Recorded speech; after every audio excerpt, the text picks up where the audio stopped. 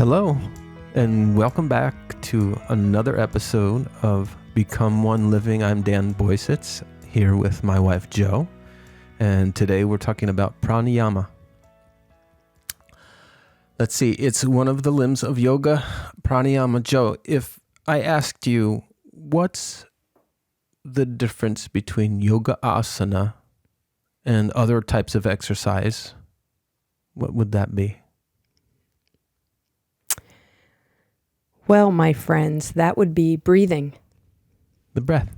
Yes, the breath. The breath differentiates exercise and other movements from yoga. And in the 8 limbs of yoga, for our new friends joining us, we have been talking about the 8 limbs of yoga. And if you go back and listen to our other podcasts, you will be able to listen and learn about all the different limbs. Mm-hmm. Yamas, niyamas, the arrangements that set you up, understanding of yourself and yourself in the world and the world around you, and guidelines on how to be. And we move to asana. And now pranayama. So pranayama means life force. Prana means life force. Yama means to extend your life force. It's a compelling piece of yoga that brings together, it awakens you, it calls for you to be more mindful when you're doing yoga practice. And it's like, in the grand scheme of things, air or oxygen, to the human is the water to the fish. We need that. We need the oxygen.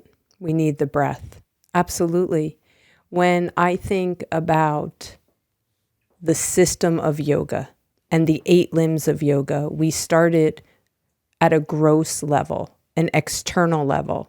Pranayama is moving us towards a more subtle layer of understanding of self.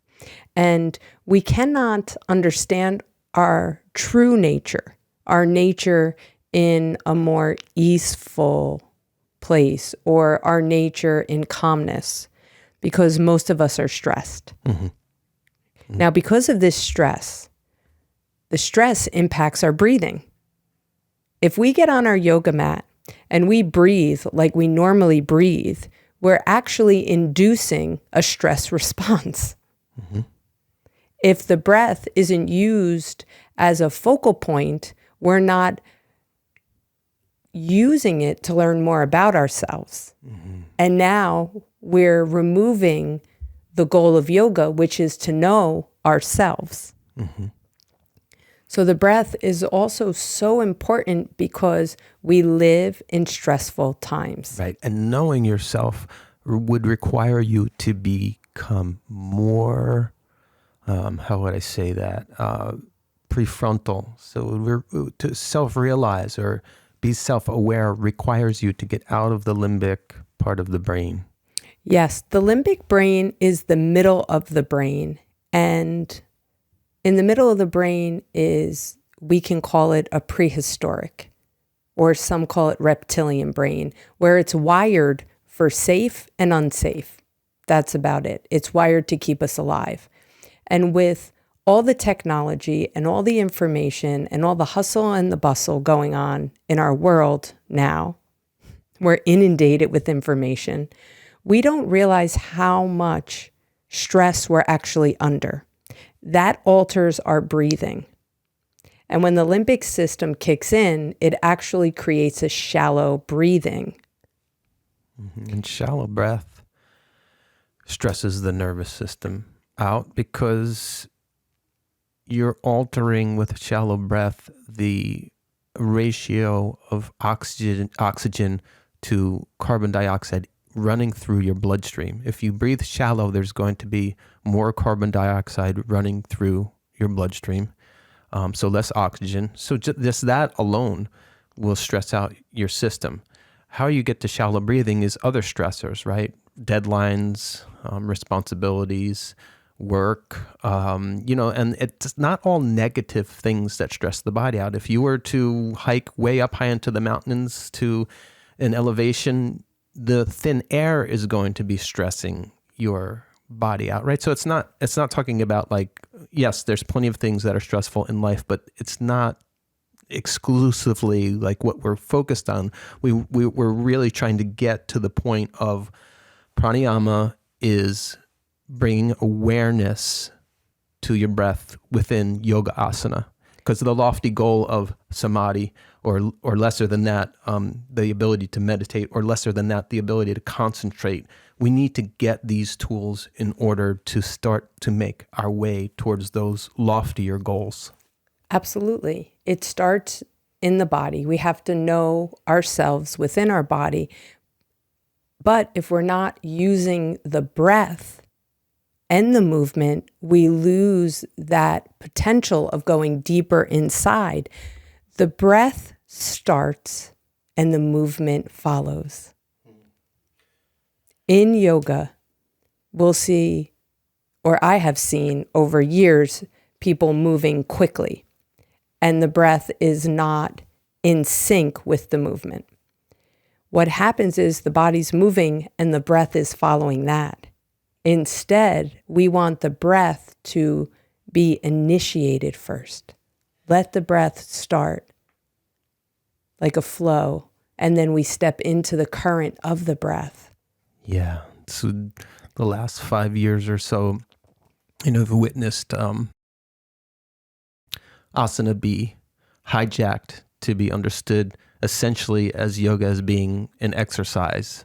We'd like to reel it in a little bit and continue to offer in this episode a little deeper understanding of how important the breath is when you're doing asana, and how that will bring you into a more mindful space. And then there's nothing wrong with exercise, right? But when you exercise, you say, all right, I'm going to run this amount of time, or I'm going to run this amount of mileage in this amount of time. So what you're challenging yourself to do is different than mindfulness. It's trying to challenge your heart, or strengthen your heart, or strengthen your muscles, or Go back to the goal.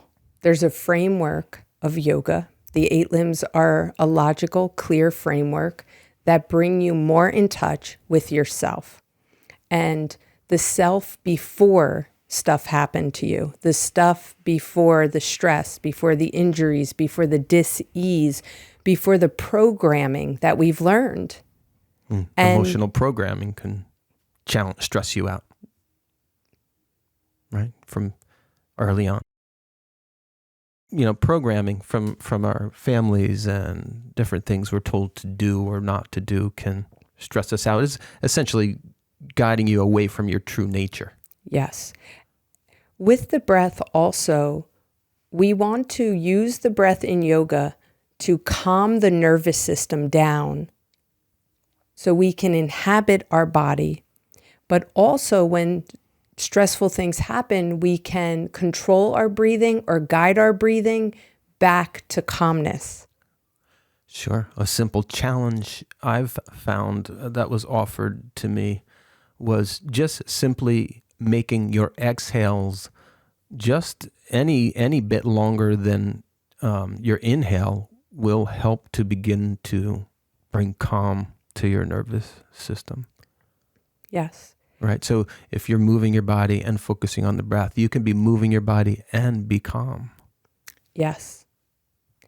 The other aspect of breathing with asana is called a body up experience.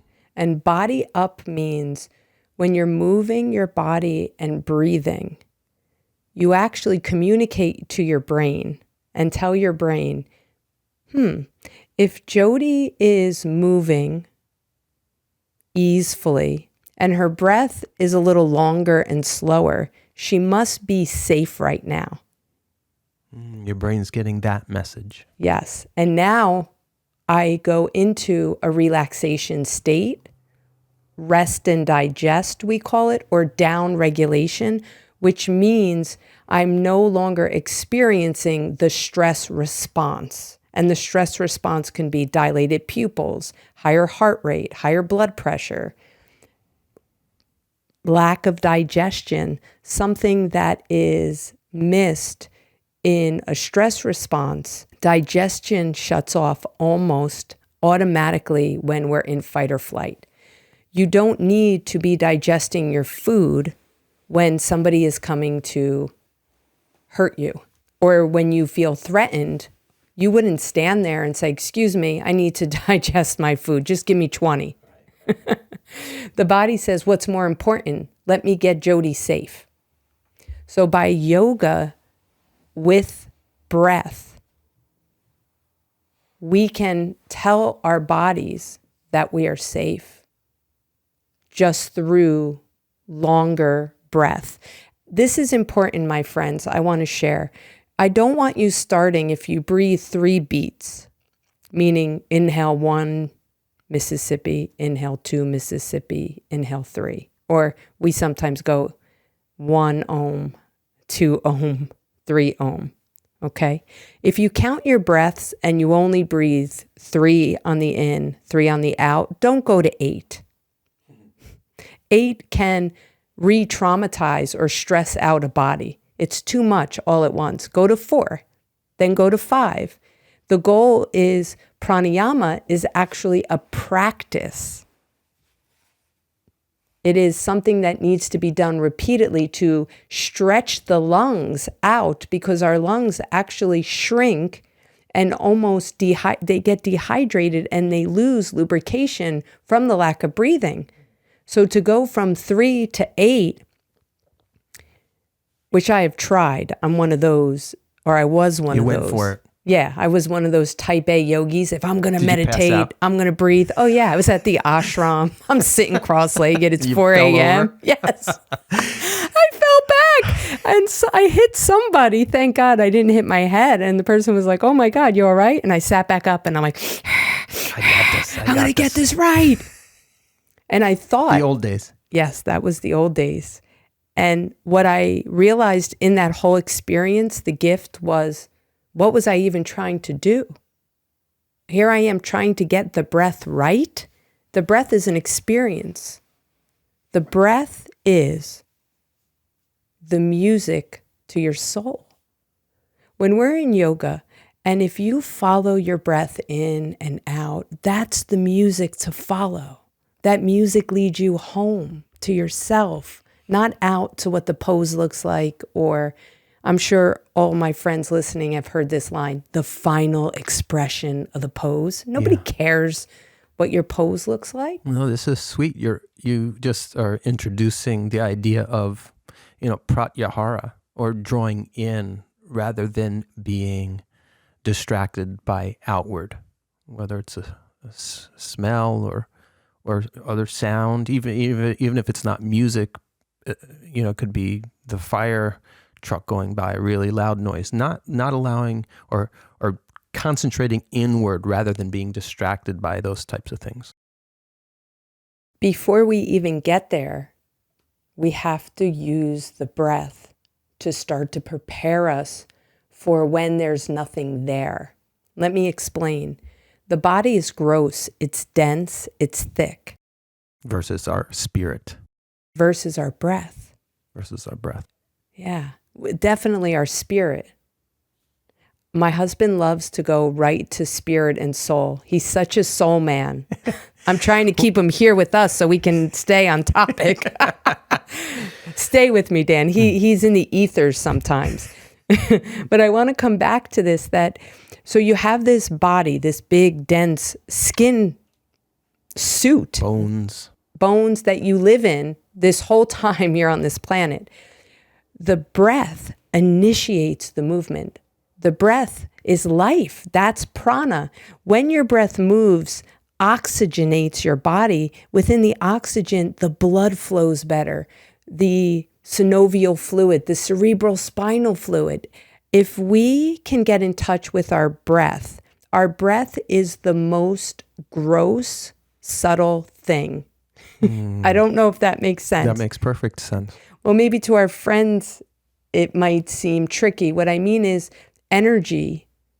We talk about you can't see it and you have to get really quiet and sensitive to feel it. But the breath you can feel. And it's the last thing that is that dense to engage and to play with before we go into pratyahara and the rest of the limbs. You got to get your breath right.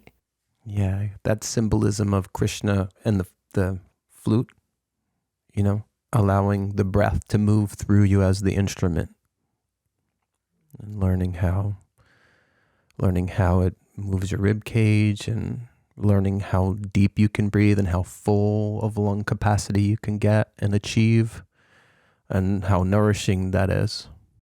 And Dan is a body worker. If you're just joining us or new to us, he works on numerous bodies for 25 years or so. And he'll tell me, I was holding someone for 60 minutes before they even took a breath. That's right. Before their breath deepened. Because they were probably in a stress response. Why or how, we don't know. But when we're stressed, we don't breathe fully. And the concern or the challenge with that is if you breathe shallow breathing tells the brain you're not safe. Stresses you out. Yes. And some people become very depressed because they don't get enough oxygen. And some people actually become very anxious because they can't get enough oxygen in their body. That's why now the new trend is breath work.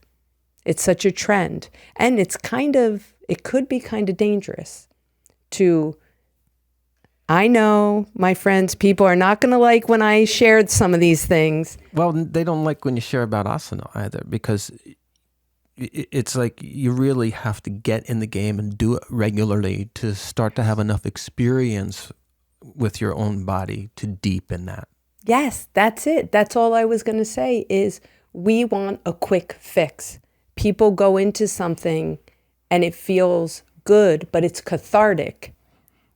But the thing is, you have to practice the breathing so it becomes yours. So you own it, you live it. Yeah, you can't think your way into this. Some people reverse breathe. And I'll share a little about that.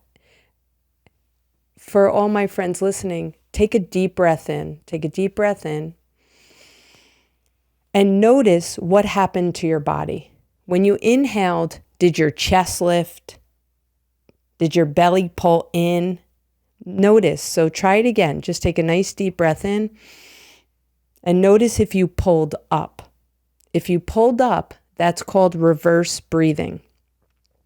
That's when the diaphragm moves up, or perhaps the diaphragm is stuck due to years of not breathing deeply because it's a muscle.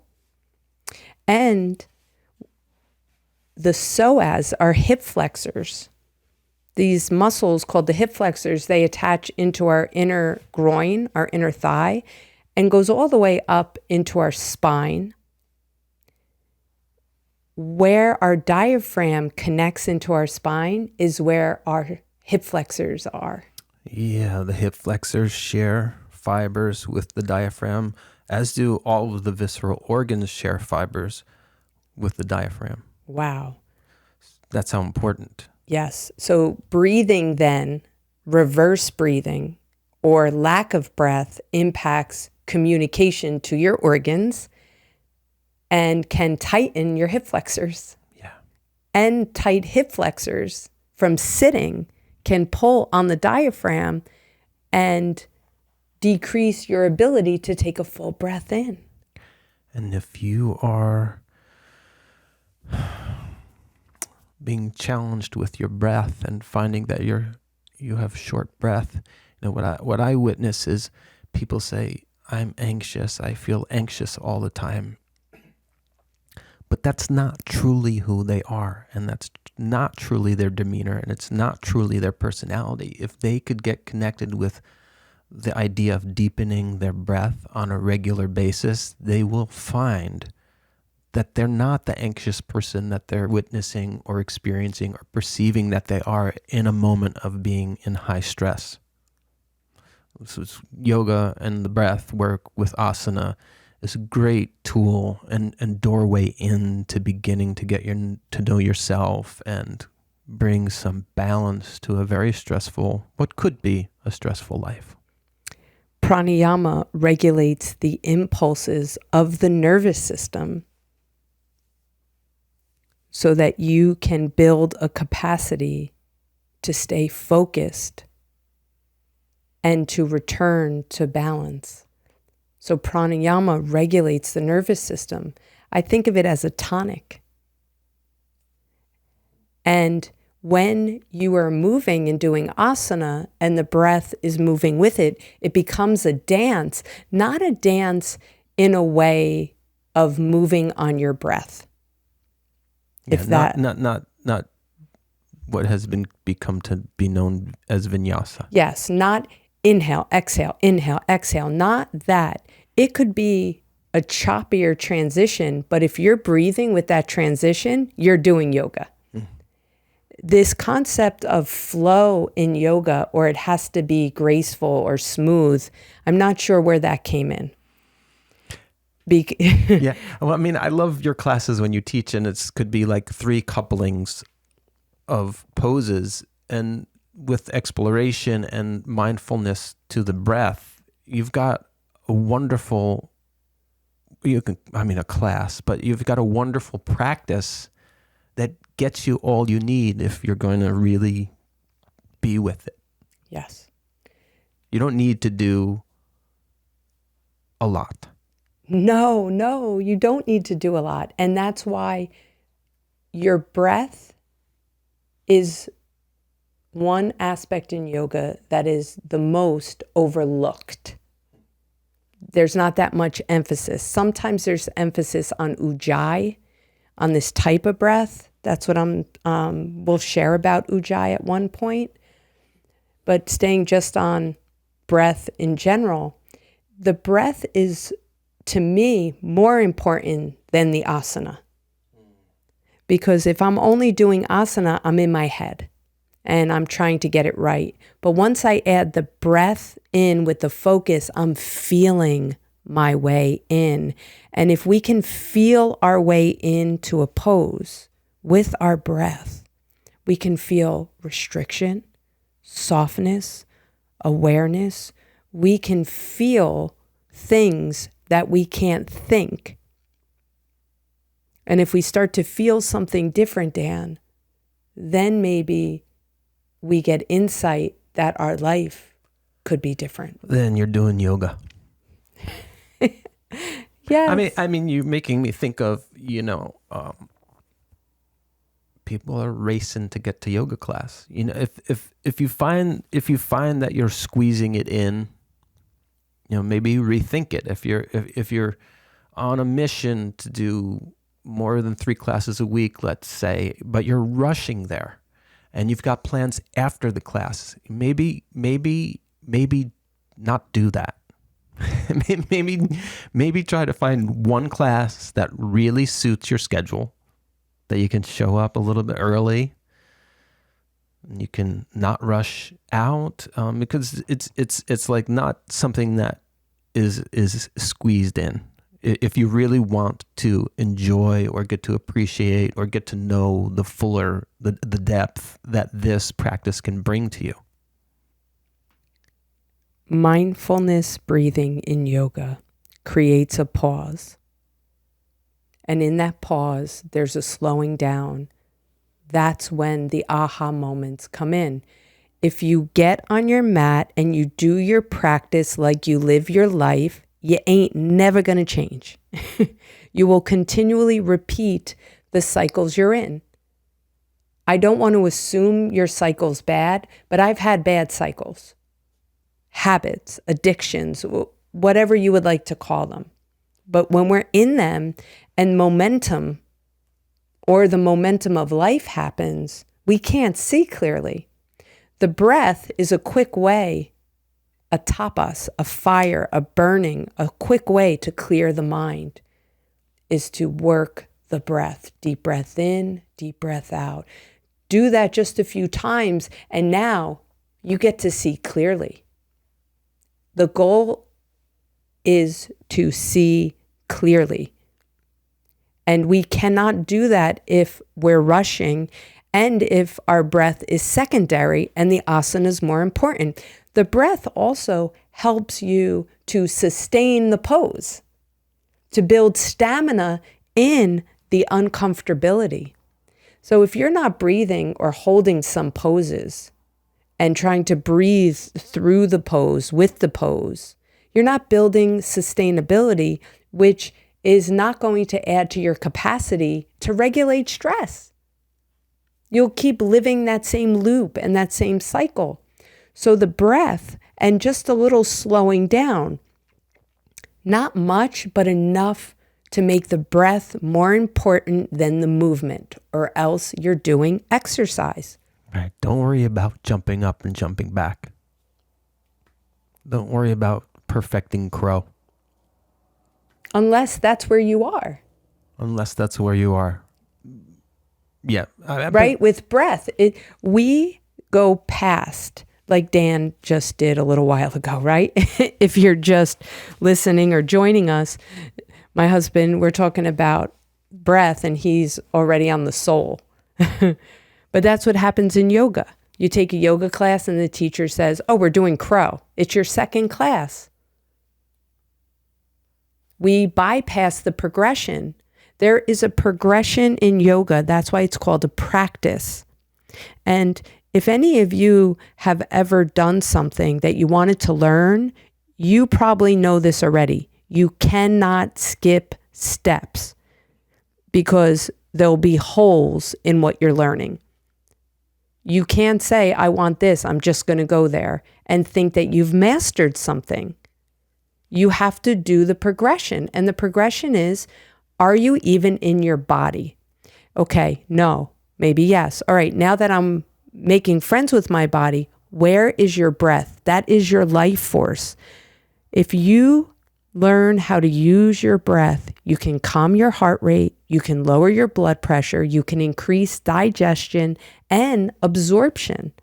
You can have better sleep.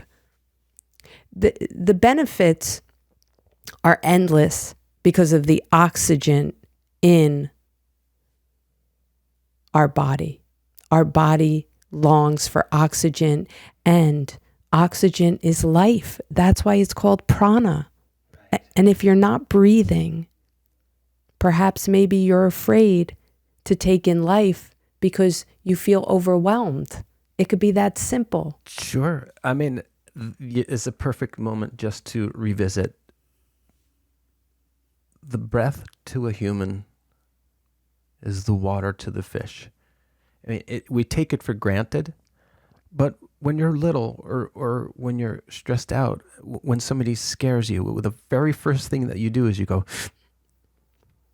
and you hold your breath. That's the response, and that's the response in a lesser degree to stress over time. Less breath, less oxygen in the bloodstream, less blood going, oxygen going to the head, the brain, and it feeds the vicious cycle of the human body being stressed out. So it's really, really important to get a handle on the breath. And in this framework, in this paradigm, we're talking about getting the breath coordinated with your movement. Yeah. I have experienced complex trauma, which means multiple traumas. And I never felt I could take a deep breath in. And a part of me was always afraid to take a deep breath in, which I never knew until I knew I wasn't breathing. I don't know if that makes sense, my friends. I didn't know until you know. Yeah. I didn't know I wasn't breathing until I knew. And I was away for a month training. I think it was Yin with Sarah Powers years ago. And this young girl said, "You're not breathing. I want to work on your diaphragm." And I looked at her and I said, "Work on my diaphragm? How are you going to do that?" Well, she showed me. And she was working under my ribs, like up under my ribs and pulling it down and like dough, kneading it. And it was excruciating. And after, I could breathe. And it was in that moment I realized I was stuck in a startled response. For who knows how long. That's the response Dan was saying, when you get shocked. Now think about this. If you live in New Jersey, where we do, it's very stressful. We live right outside New York, and traffic and driving in New Jersey is insane. I don't know how many times I go, oh my God, they almost hit me. Oh my God. Now, that might not seem like a lot, but that over time can be considered trauma. The buildup of it can impact not breathing because you're in shock. Please take time to honor and nourish yourself daily, because there's little stressors around us that we don't know that cause us to hold our breath because we're afraid, or we don't want to say something, or we're surprised at something. It alters our breath. And over time, if we don't start breathing fully, it gets stuck that way. And then we wake up with numerous dis-eases because the body becomes acidic. Breathing, oxygenating the body, adds alkalinity. When the body doesn't get breath or doesn't push out the CO2, acidity can occur and dis-ease can happen. Gosh, did we scratch the surface? We didn't even scratch the surface. So, well, we do want to get through a couple more of the limbs, right? So stay tuned. We're gonna try to at least give an introduction to all of the limbs. And before we end, my friends, I encourage you, take a deep breath. Take a deep breath in. Take in life. Let it feed you. Let it nourish you. Imagine it being warm and toasty, smelling sweet. And then exhale it all out. As long and as deep as you can. Keep letting the exhale go and trust that the inhale will return. And do that even once a day, once at night or once in the morning. And just start to practice now. Don't wait. Just one breath, no techniques, just a deep breath in and a deep breath out to start to guide your life force and build your stamina. Pranayama is your breath, and it's the music in your heart. May you sing it and breathe it.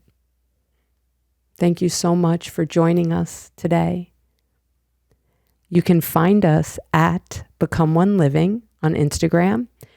And please email us any questions or topics that you would like us to share on, if we can, at becomeoneliving@gmail.com. Thank you again.